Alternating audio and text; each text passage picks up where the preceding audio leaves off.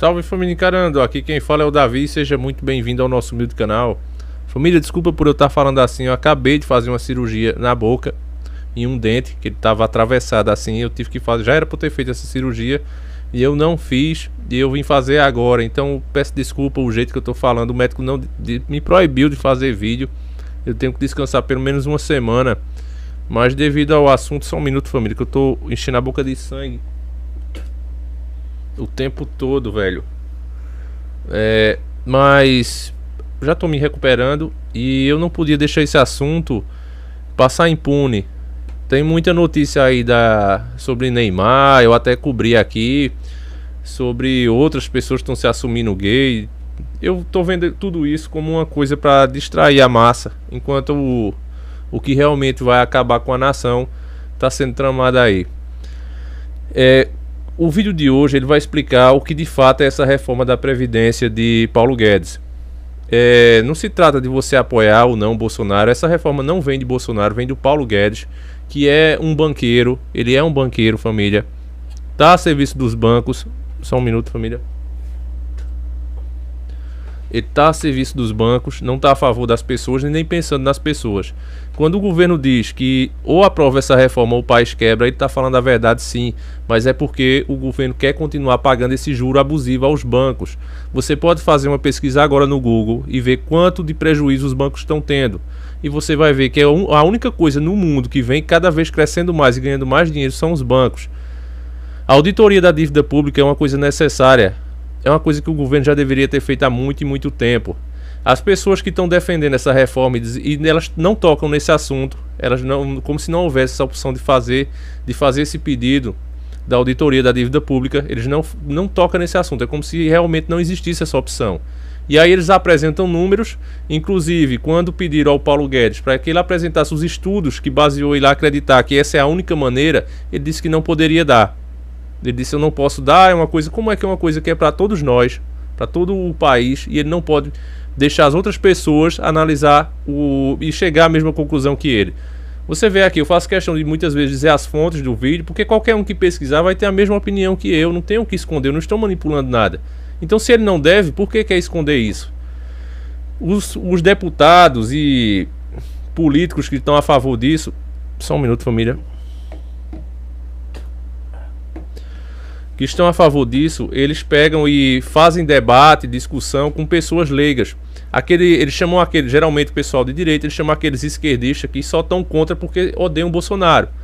Não tem nada para falar, realmente não leram a reforma, não sabem nem do que estão falando, são contra por ser contra. As pessoas que podem explicar o porquê são contra e o que é que está errado nessa reforma e como realmente ela vai funcionar, eles passam direto por essas pessoas. Perguntar a por que você não chama tal pessoa, essa pessoa que você vai ver agora, por que você não chama ela para debater? Aí o cara disse: não, porque não tenho vontade. Então família, é esse tipo de coisa, estão realmente fazendo isso e eu tô aqui me arriscando até a minha saúde para fazer esse. Olha o meu rosto como tá inchado, família. Aqui ó, tudo inchado. Não vou mostrar os cortes para vocês porque é demais, mas realmente eu tô muito preocupado. E não porque eu penso em depender de aposentadoria, se Deus quiser eu acho que eu nunca vou precisar, mas eu já trabalhei muito por um salário mínimo e eu sei como as pessoas passam. Eu sei o que as pessoas passam para pagar suas contas em dias, para conseguir comprar o gás de cozinha. Ah, mas o gás vai baixar. E o salário também. Então, meus irmãos, preste muita atenção, é um vídeo longo.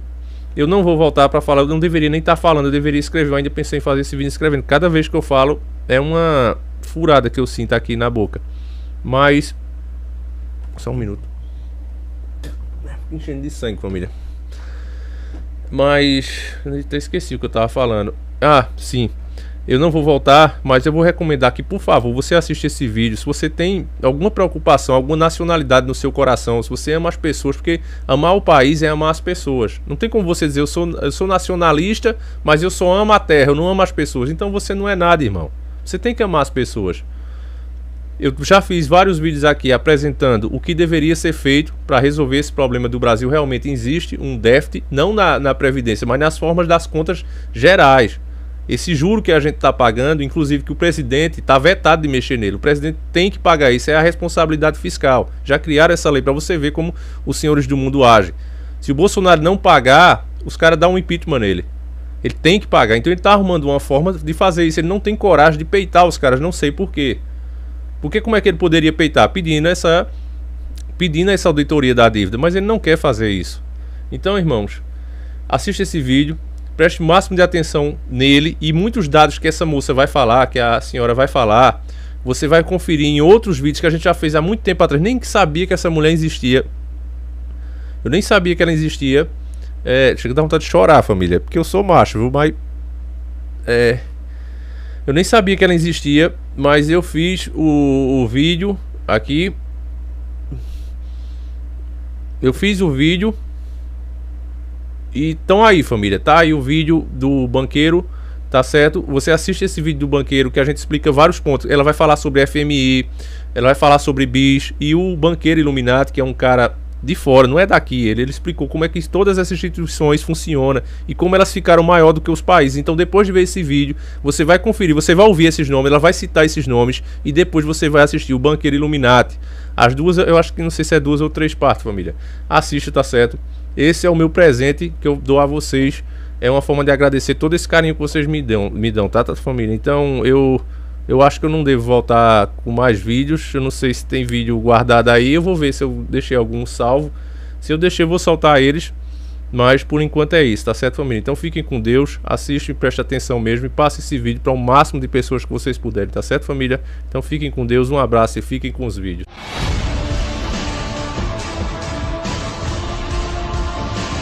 Senhores do Mundo. Muito grata por sua iniciativa de realizar essas audiências públicas que têm sido fundamentais para ouvir vários setores da sociedade diante desse enorme ataque que representa essa reforma da Previdência. Eu queria começar, senador, cumprimentando também o senador aqui presente e os demais que estão aqui e nos acompanhando também pela internet e meus companheiros de mesa. Eu queria começar abordando a gênese dessa reforma. Essa reforma vem por meio de recomendações dos organismos internacionais, do FMI, do Banco Mundial e do BIS. O BIS, que quase ninguém fala dele, senador. Ele se auto-intitula Banco Central dos Bancos Centrais. BIS, Banco de Pagamento Internacional. A série de acordos estabelece: o BIS é inviolável, artigo 2. O BIS tem total imunidade, artigo 4. O BIS tem absoluto poder monetário. O BIS está acima de todas as leis mundiais. O BIS não pode ser controlado por ninguém. O BIS é um Estado livre com sua própria força policial. Também é um instituto que, durante a Segunda Guerra Mundial e também um pouco antes, foi um lugar no qual os que eram chamados de inimigos, os nazistas e aliados, se encontravam. Eles trocavam, por exemplo, ouro e dinheiro que eram roubados dos judeus e outras pessoas. Então o BIS, Banco de Pagamentos Internacionais, é um clube no qual todos fazem acordos amistosos. E essa sede de controle se assegura de manter o sistema financeiro, monetário e econômico tal como ele é.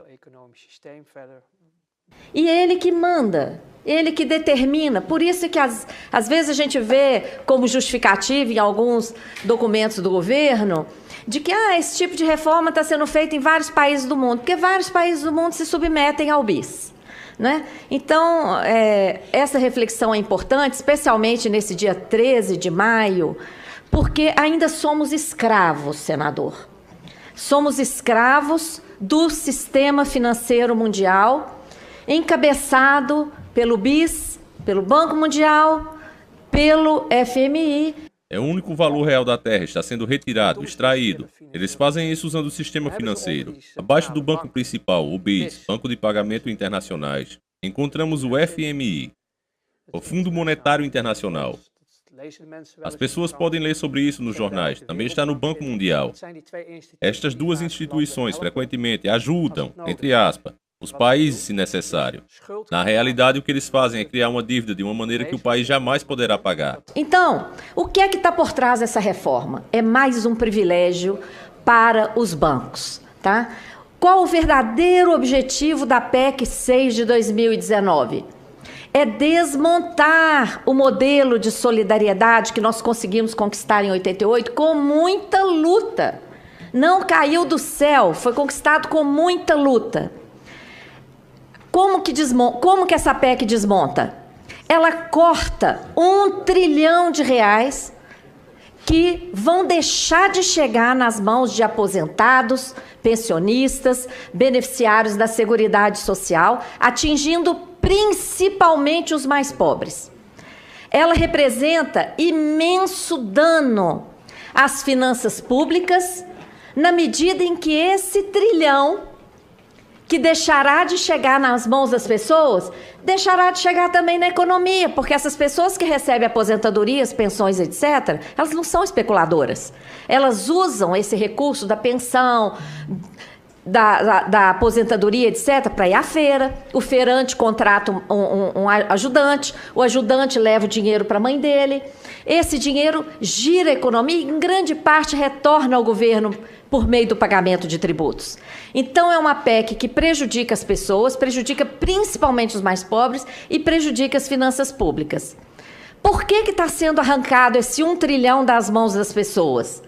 Para pagar parte da capitalização.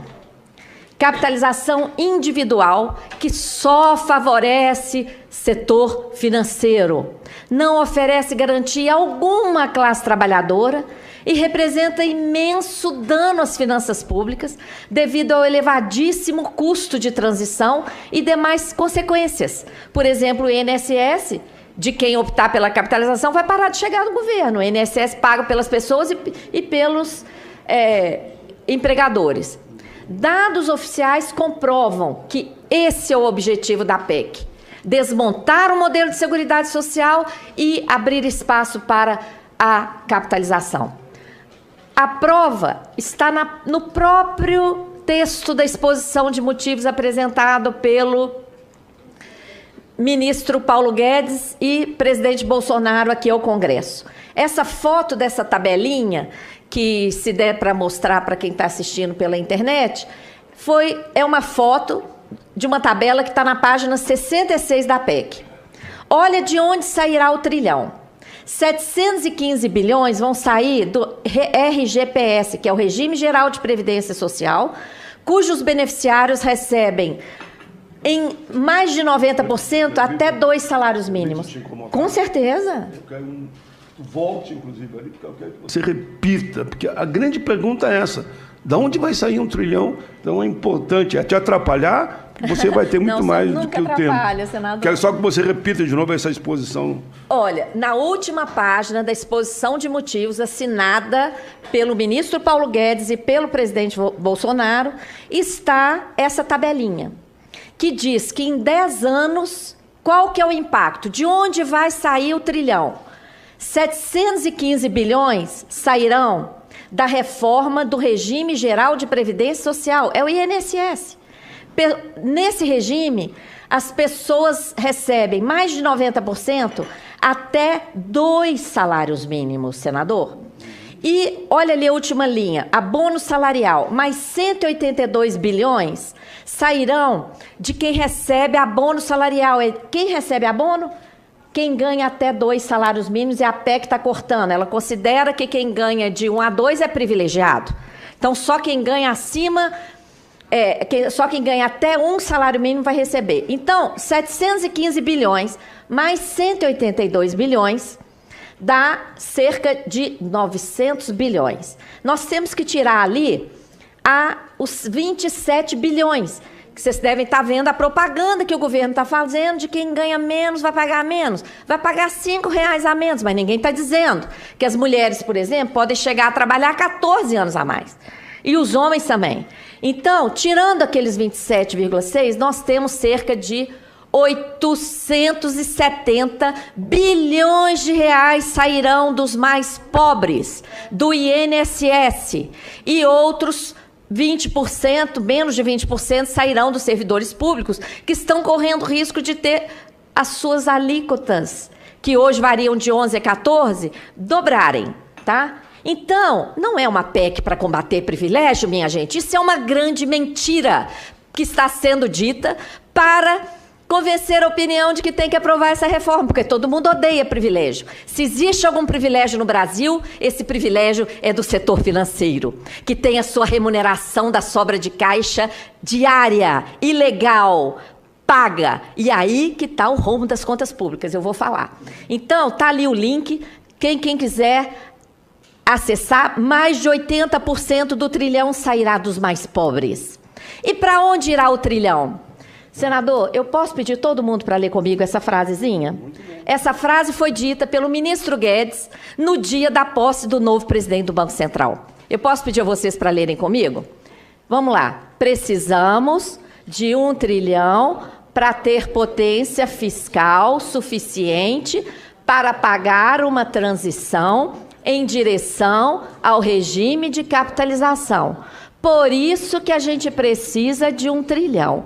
Então, minha gente, alguém ainda ficou com alguma dúvida de que o trilhão que sairá dos mais pobres irá para os bancos? Foi o ministro Paulo Guedes que deu essa pérola para nós e confessou que o que vai ser tirado dos mais pobres pagará parte da capitalização. É disso que se trata essa PEC. O trilhão não é para resolver problema fiscal algum, não é para fazer investimento algum, é para entregar para os bancos para pagar parte do sistema de capitalização. E que capitalização é essa? Não é previdência, não pode ser chamada de previdência. O custo de transição não foi informado. Todo mundo viu o escândalo da classificação de estudos como sigilosos. Escândalo inconstitucional. Aqui, família, para quem não sabe, ela está falando do Chicago Boy, o Paulo Guedes. Quando as pessoas que são contra a reforma, que sabem o que ela realmente é, pediram a base de estudo que levou o governo a chegar a essa conclusão, o Paulo Guedes disse que era sigiloso, não podia passar para as pessoas. Ou seja, família, ele não quer mostrar as fontes. O que é que ele tem a esconder? Se são estudos da nossa economia, é uma coisa aberta, é pública, já diz tudo, contas públicas. Isso já está publicado. Ele só tem que dizer, olha, eu estudei isso aqui, isso, e cheguei a essa conclusão. Mas ele não faz isso porque a verdade é essa que a mulher está explicando aí o tempo todo neste vídeo. É isso que dá a confiar em banqueiro, é isso que dá a colocar um banqueiro para cuidar da nossa economia. Na Argentina, a transição custou 1,36 PIB. Se aplicarmos essa proporção ao nosso PIB, nós estamos falando de um custo entre 9 e 10 trilhões. Isso é uma estimativa, porque a gente não sabe os custos, o governo declarou sigilo. De onde sairá o custeio para essa transição? O estudo da OIT mostra que de 30 países que seguiram esse caminho da capitalização, 18 já desistiram e voltaram atrás. E os 12 que ainda estão, vários estão entrando em colapso. O link para o estudo da OIT está ali, quem quiser acessar. O Chile foi o primeiro, elogiadíssimo pelo FMI, como exemplo a ser seguido. Hoje o Chile é campeão de idosos indigentes, campeão de suicídio de idosos, que recebem menos de meio salário mínimo, e segundo especialistas do Chile que estiveram aqui, os idosos chilenos têm que escolher entre pagar um quarto para dormir, comprar os remédios ou comer. Não dá para fazer as 3 coisas. A maioria prefere se matar do que virar mendigo ou um peso para os seus filhos. Dano às contas públicas. O elevadíssimo custo de transição não é dito, porque se disserem, vai ficar escancarado o escândalo dessa proposta indecente de colocar a capitalização no lugar do modelo de solidariedade conquistado em 88, que precisa ser melhorado. As contribuições pagas pelos empregados e empregadores deixarão de ser pagas. Ao contrário de resolver algum problema fiscal, essa PEC vai agravar brutalmente as dificuldades fiscais do Brasil. Essa capitalização não é previdência. Se olharem no dicionário, previdência é sinônimo de segurança. E o que é essa capitalização? É uma aplicação financeira individual de altíssimo risco, elevadíssimo custo de administração. Se vocês depositarem R$1.000 na sua poupança, vocês terão R$1.000 na poupança. Mas se vocês depositarem R$1.000 nessas continhas do esquema de capitalização, vocês não terão R$1.000, porque de cara os fundos cobram no mínimo 15% de administração. Não tem garantia de qualquer benefício. Quem está acreditando em benefício futuro está acreditando por conta própria. Porque na PEC está escrito modalidade de contribuição definida, ponto final. O que significa isso? O trabalhador sabe quanto vai ter que contribuir, senador, mas não tem ideia do benefício, vai depender do mercado. Pode ser zero, pode quebrar, como inúmeros fundos quebram no mundo inteiro, inclusive Estados Unidos e Europa. Não tem participação patronal, nem governamental. É um escândalo. Esse folheto que os internautas estão vendo aí na tela, eu estou distribuindo aqui no plenário. Quem quiser pode acessar, está disponível na página. Nós falamos que a Previdência Social é o maior patrimônio social do Brasil. Isso, na página da Auditoria Cidadã, auditoriacidadã.org.br. Grata, senador. Na exposição de motivos do Paulo Guedes, ele fala que tem um rombo no Brasil e que esse rombo está na Previdência e que a Previdência está fazendo aumentar a dívida pública. Mentira! O que é que tem aumentado a dívida pública? Os mecanismos que geram dívida, principalmente a política monetária do Banco Central, que produziu a crise. O que produziu a crise no Brasil, minha gente? Nós não tivemos aqui a quebra de bancos, que foi o que provocou a crise nos Estados Unidos. Todo mundo lembra do Lehman Brothers e dos outros bancos que iam quebrar, mas o Fed injetou 16 trilhões de dólares, mais de um PIB, nos bancos e não deixou que eles quebrassem. Isso não aconteceu aqui no Brasil. Aqui os bancos lucram mais do que qualquer lugar do planeta. Nós não tivemos adoecimento da população, nem peste que impedisse nosso povo de trabalhar. Não tivemos quebra de safra, pelo contrário, temos batido recorde de safra. Não tivemos guerra. Que crise que aconteceu aqui no Brasil? Que derrubou o PIB em mais de 7% em apenas 2 anos. Levou inúmeras empresas a quebrar e provocou desemprego recorde. O que explica o cenário de crise se nós temos 4 trilhões de reais líquidos em caixa? Temos 1.270 bilhões no Caixa Único do Tesouro. Dinheiro de arrecadação que não pode ser gasto por causa da infame PEC do teto e de dinheiro de título emitido além do necessário para formar colchão de liquidez. Senador, como se uma pessoa fosse ao banco, pegasse empréstimo, pagasse juros lá no banco e colocasse o dinheiro no colchão para dar segurança. Colchão de liquidez, 1.270 bilhões no Caixa Único do Tesouro. 1.130 bilhões no caixa do Banco Central, remunerando a sobra de caixa dos bancos. E 1,5 trilhão em reservas internacionais. 4 trilhões. E, além disso, somos a 9ª economia do mundo. Ricos em todos os sentidos. Temos aqui nióbio, petróleo, água, terra, todos os minerais. Como é que essa crise foi produzida? Olha só, nós tivemos esse dado, esse gráfico é do Tesouro Nacional. Olha essa montanha azul, é o superávit primário de 1 trilhão que nós produzimos ao longo de 20 anos. 1 trilhão de superávit primário. De repente, olha lá a inversão, senador. Sem que tivéssemos tido aqui no Brasil nenhum dos fatores que produzem crise no capitalismo. Olha o comportamento das contribuições da Seguridade Social. Recorde. Todos os anos sobravam dezenas de bilhões de reais na arrecadação das contribuições sociais.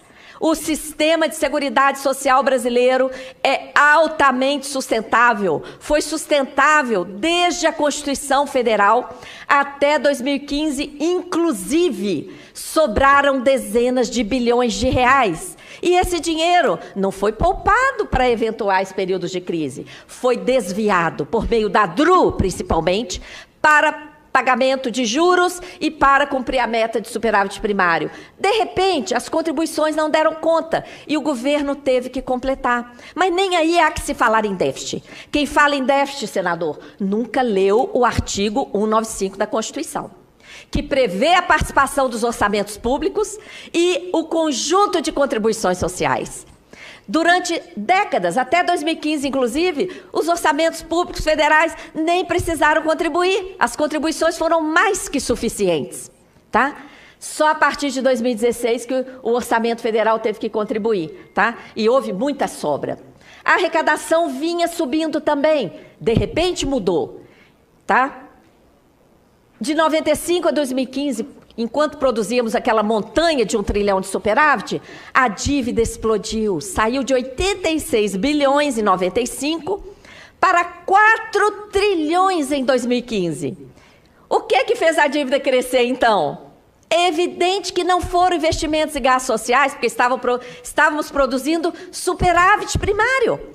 O superávit é a sobra de recursos depois de pagas todas as despesas com a manutenção de todos os poderes, executivo, legislativo, judiciário e Ministério Público, e depois de pagas todas as despesas com todos os serviços prestados à população.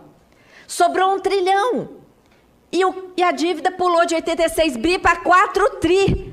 Por quê? Por causa dos mecanismos que geram dívida. Olha onde está o déficit. Enquanto produzíamos superávit primário, o Banco Central produzia déficit nominal, brutal, por causa dos juros abusivos que são praticados no Brasil, os maiores do planeta, e outros mecanismos. Olha lá o déficit do Banco Central. Esse outro gráfico nós colocamos o juro para mostrar que o déficit é produzido pelos juros e não pelo gasto com a Previdência Social. Previdência não é problema, é solução. Um dos mecanismos mais escandalosos que produziram esse déficit é um mecanismo ilegal, praticado pelo Banco Central, que remunera diariamente a sobra de caixa dos bancos.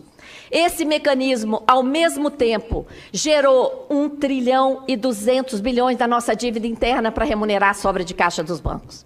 Olha que absurdo, senador. A montanha de 1 trilhão e 200 da nossa dívida são títulos que são trocados com os depósitos voluntários que os bancos fazem de sua sobra de caixa no Banco Central. O Banco Central entrega título para os bancos. À medida em que os bancos estão com os títulos, eles recebem juro diário. Esse mecanismo gerou um rombo de 754 bilhões de reais nos últimos 10 anos. Esses valores foram tirados do balanço do Banco Central e não está nem atualizado. Se atualizar, está aí o trilhão que o Guedes quer, senador. Então, senadores, um recado aqui para o ministro Guedes. Não precisa destruir a Seguridade Social. Ele quer 1 trilhão? Pare de remunerar a sobra de caixa dos bancos, tá? Que ele tem 1 trilhão. Mas essa operação, além de gerar dívida, além de gerar rombo, arrebentou com a economia e produziu a crise. Por quê? Produz escassez de moeda. 1 trilhão e 200 é quase 20% do PIB que está esterilizado no Banco Central.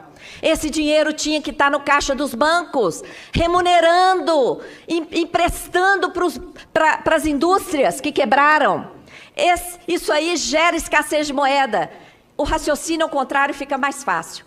Senador, o que o senhor acha que aconteceria? Senadores, o que os senhores acham que aconteceria? Isso. Se o Banco Central parasse de fazer essa gracinha para os bancos e remunerar sua sobra de caixa. O que o senhor acha se o Banco Central falasse, bancos, tomem aqui o seu trilhão.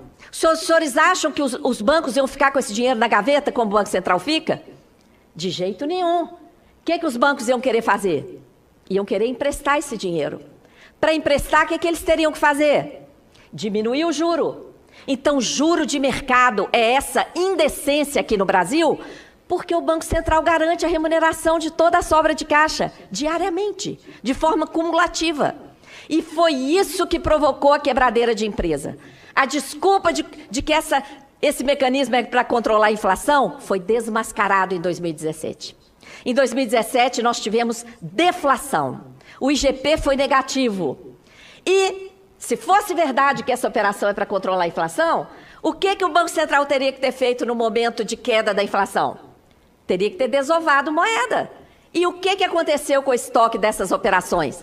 Bateu recorde. Atingiu 1 trilhão 287 bilhões em outubro de 2017.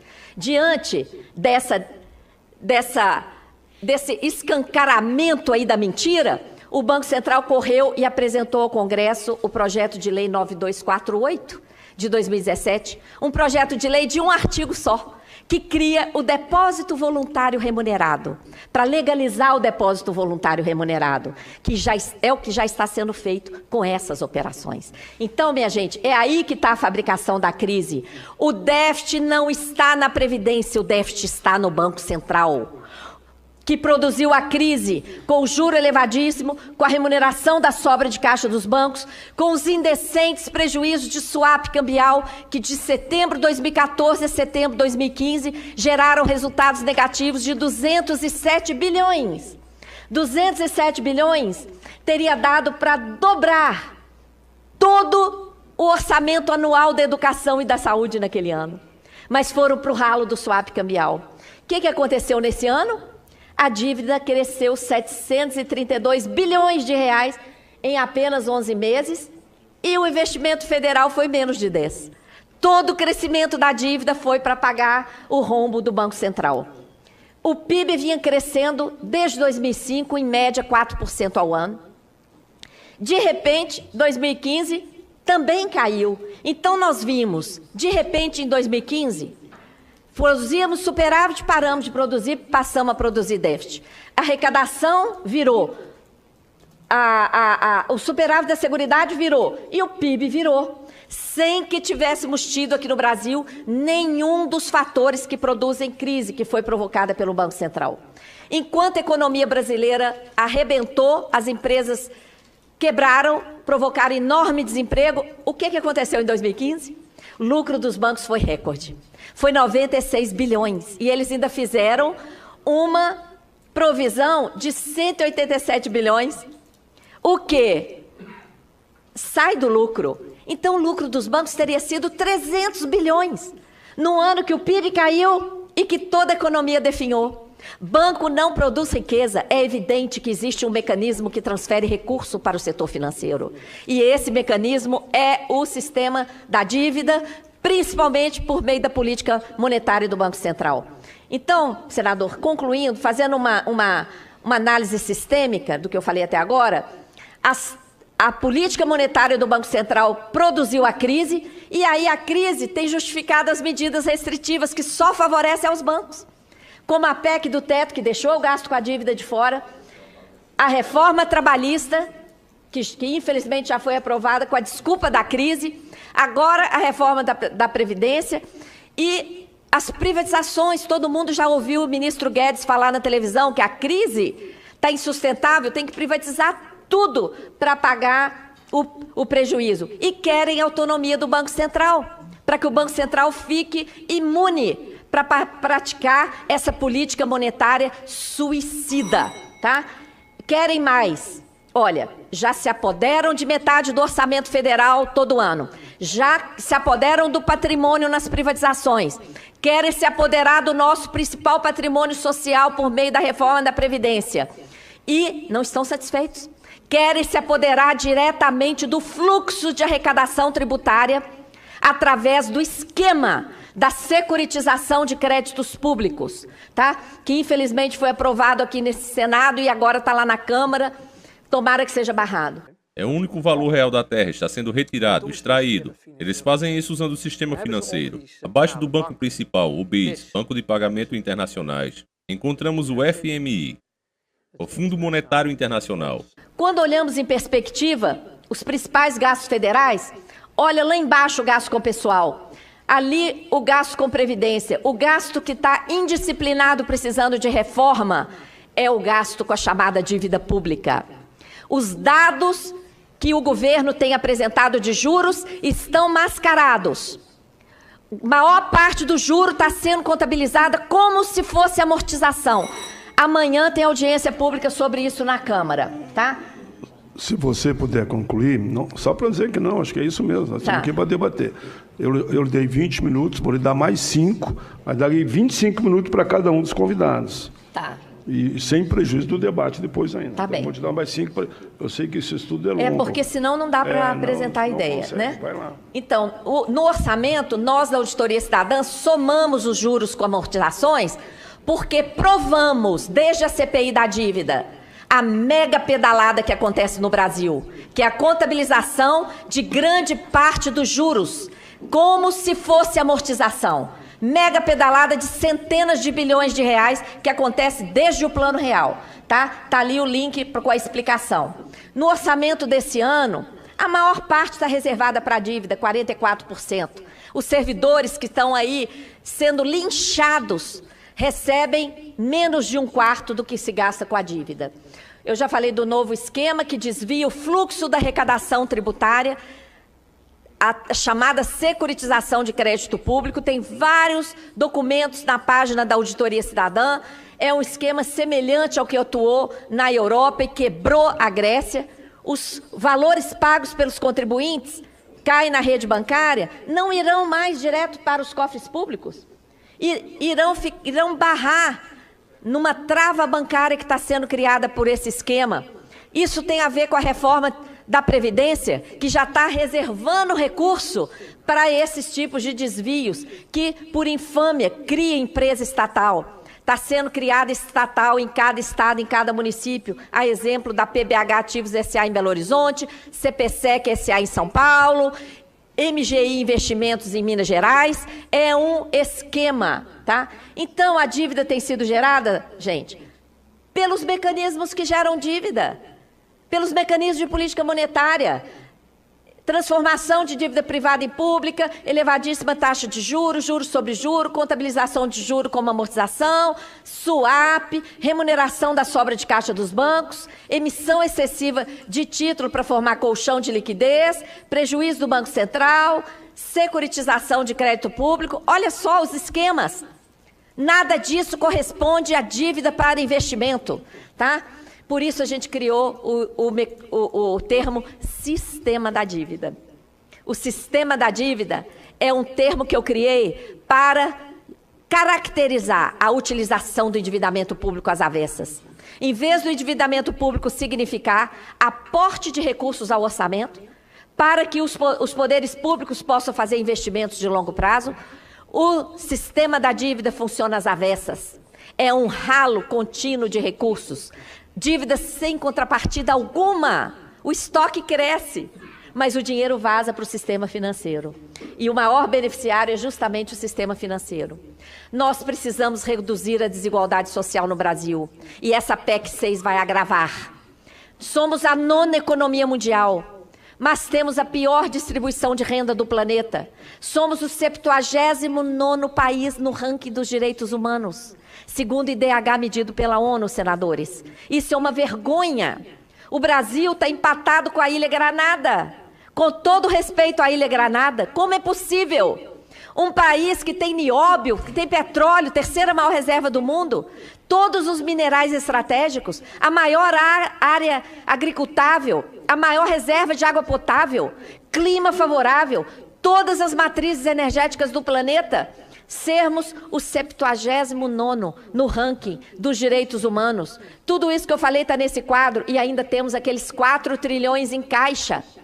1.270 no Caixa Único do Tesouro, 1.130 esterilizados no Banco Central remunerando a sobra de caixa dos bancos e 1,5 trilhão em reservas internacionais.